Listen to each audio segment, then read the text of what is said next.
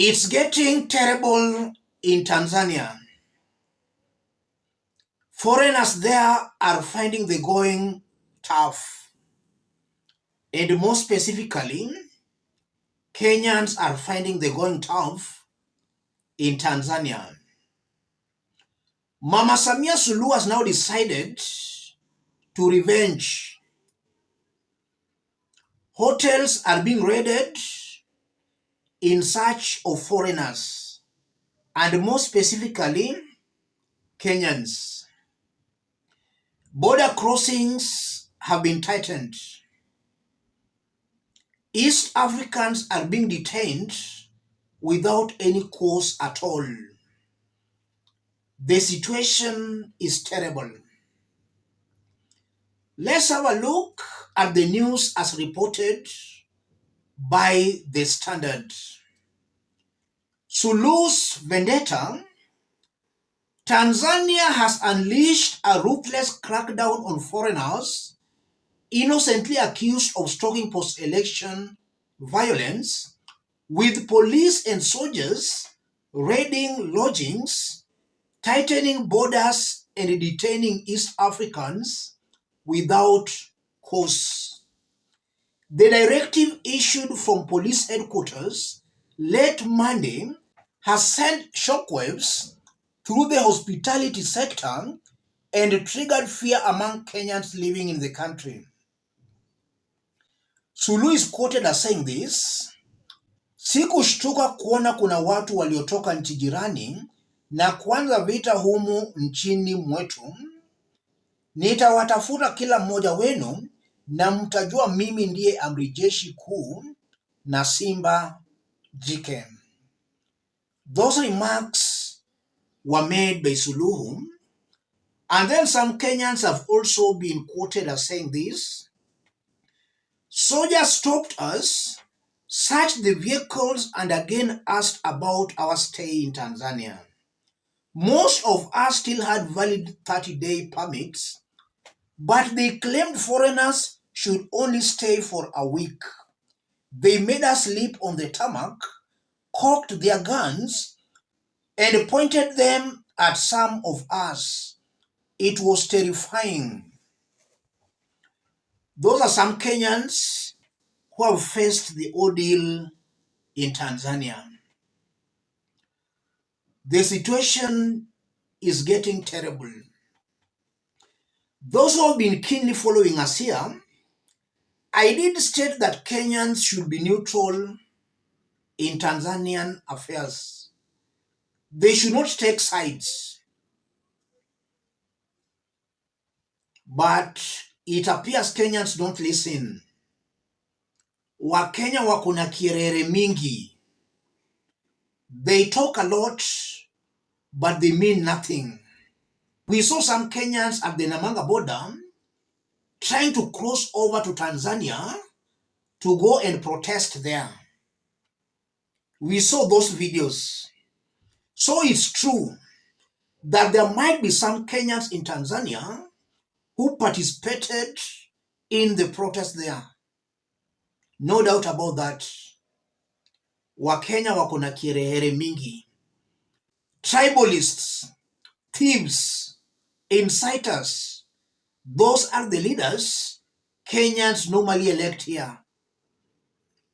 They pretend to know a lot. Who bewitched Kenyans? Right now, SULUHU does not care whether you are innocent or not. There is a blanket crackdown. So some few Kenyans have clearly spoiled chances for innocent Kenyans who have been working there for years. Kierere mingi ya Wakenya. I want us to put all this into perspective for Kenyans and Tanzanians to see exactly what's happening here. If you are watching us but you are not yet subscribed, subscribe, give the video a like. Let's proceed. The first thing coming out clearly, elections in Tanzania were rigged. Mama Samia Suluhu did not win fairly. She rigged in herself. There is no doubt about that. That was a stolen election. The gods might have conspired to destroy Mama Samia Suluhu. I still repeat, in free fair election, Samia Suluhu could have still won that election, even with the slimmest of a margin. I don't know why she had to rig herself in. Something tells me strongly she could have still won even with the slimmest of a margin. If you look at what has been happening in Tanzania, Samia Suluhu is going to be more dictatorial than she has all along been.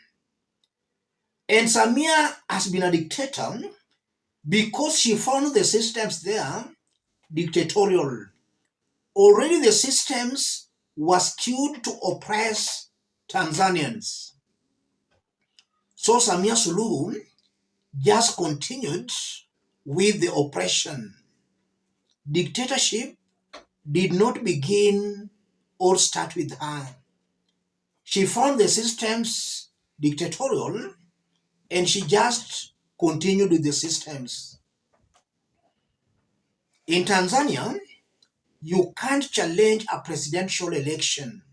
Upon the Electoral Commission declaring the winner, you can't challenge that in any court. Already that's dictatorship. So it's not even Samia Suluhu per se, but even the systems are designed to oppress Tanzanians. Samia Suluhu's end might be nigh. If she continues the way she's going, nobody knows. She might be nearing her end.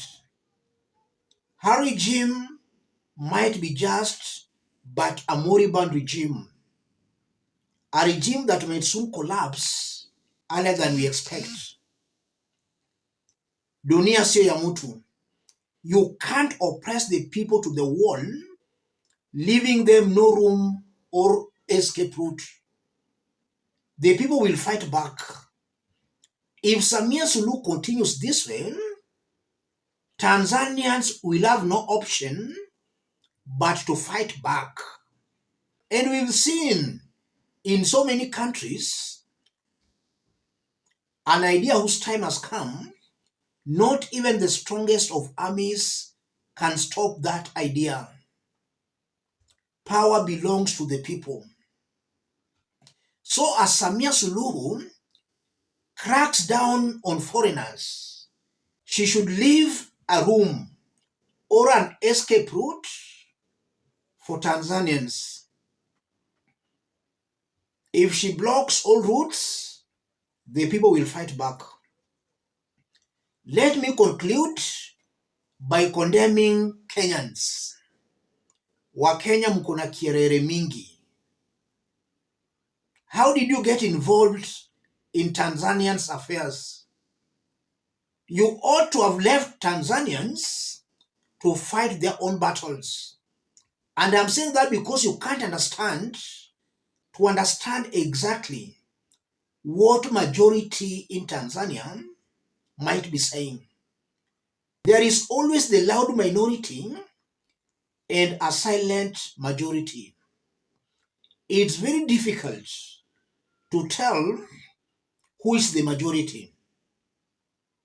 Is the majority the ones we saw on the streets, or are the majority the silent ones who voted for Samia Suluhu?